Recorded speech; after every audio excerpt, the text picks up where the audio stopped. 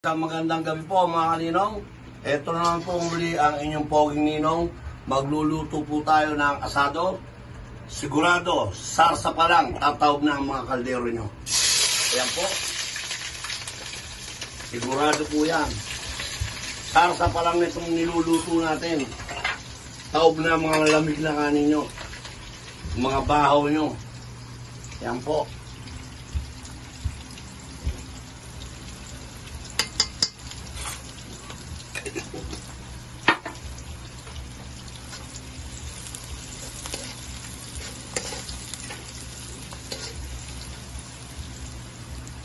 Simple lang po ito.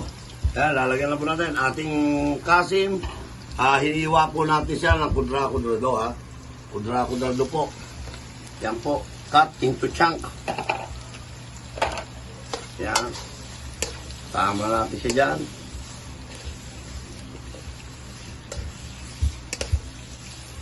Yan.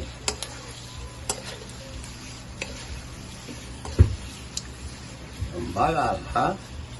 Kaya hindi pa ako nakakabili. Bibili po tayo ng ating bagong kalan. At tangkin na lang pala ang ating bibilin. Dahil meron na pong nag-donate ng ating kalan. Napakaganda, bagong-bago. Maraming salamat sa iyo, Don Roman. Don George Roman. Maraming salamat sa kalan na binigay mo. At salamat din sa aking cameraman kahapon, Jing Francisco. Sana pag-like and subscribe mo din ang mga kasama mo sa Go Bingo. Baka bawal yun. Mag-advertise pa tayo. Okay po. Yan. Tatakban muna natin yan ng konti. Pengin takip na dyan. Lag ko.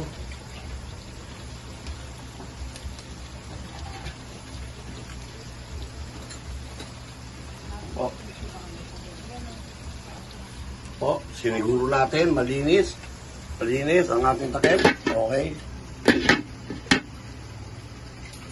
Ito na po, babalikan na po natin yung ating pork. Yan po. At ngayon, maglalagay na po tayo ng ating seasoning. Paminta. Nakabili na tayo uli ng paminta.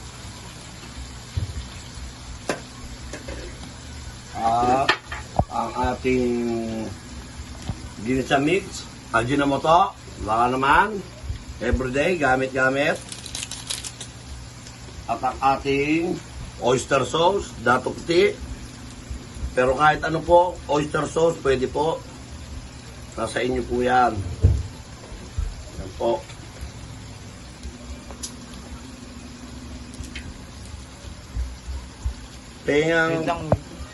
Nalagyan na po natin ang oyster sauce at konting soy sauce. Lagyan pa natin ng konting soy sauce. Yan po, doon natin yun. Maglalagay din po tayo ng UFC banana ketchup. Yan po.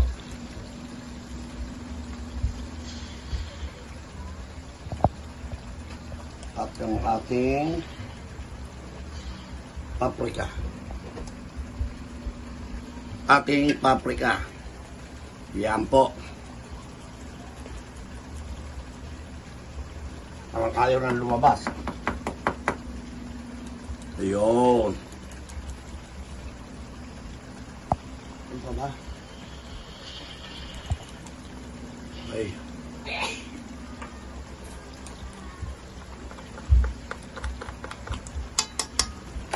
Yan.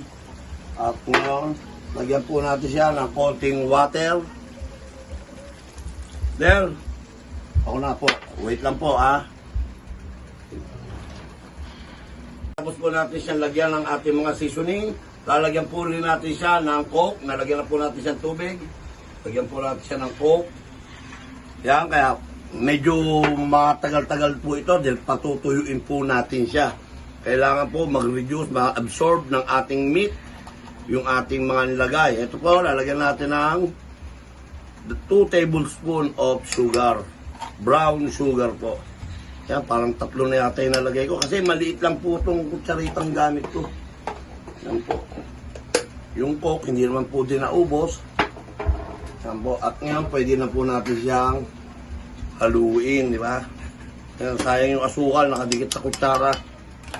Yan po, pwede na natin siyang haluin. Yan po. Para mag-mix-mix yung ating mga flavor na nilagay, mga ingredients. Kailangan ma-absorb ng ating meat yan. Tatakban po natin siyang muli at muli nating babalikan. Ngayon po, lalagyan na po natin siya ng sili. Yan. Patapos na po siya. Nakalimutan kong bago ko na hindi ko napakita sa inyo na nabuksan na natin na po. Ayan. Nasa inyo po yan kung gaano karaming sili, gaano kaanghang ang gusto nyo. Sa amin, 3 lang kasi may kasama kaming si Alfonso. Baka hindi mahilig sa maanghang. Kanya yung sili. At pagkatapos po, ang ating pong huling ilalagay, ang ating itlog ng pugo. Yan po. Ang ating itlog ng pugo, nalaga na po siya. Ihahalo na po natin. Yan po. Ang ibang version. Promise po, sarsa pa lang nito. Gaganahan na po kayo. Yan po. Konting mga 20 minutes na lang or 15 minutes na lang to. Pwede na po natin itong medyo malambot na po yung ating pork. Konting-konti na lang po. Konting reduce na lang po natin yung kanyang sauce. At para napakasarap na po niyan. Muli, maraming salamat po sa lahat ng mga subscriber. And sana po, yung aking FB page, Poging Ninong, paki-follow naman po. At para makapag-umpisa na po tayo ng ating live sa ating FB page, Poging Ninong. Maraming salamat po sa inyo lahat na sumusuporta sa ating Poging Ninong YouTube channel. Maraming salamat po. Yan, babalikan po natin yan pagkatapos na, pag okay na, ready to serve na po. Ito na po, binalikan na po natin siya. At makikita natin, sauce na po siya, hindi na po siya malabnaw, malapot na po. Pero po, ito na po ang ating finished cooking, ready to serve na po siya. Pwede na po natin siyang ulamin. Muli, maraming salamat po sa inyo.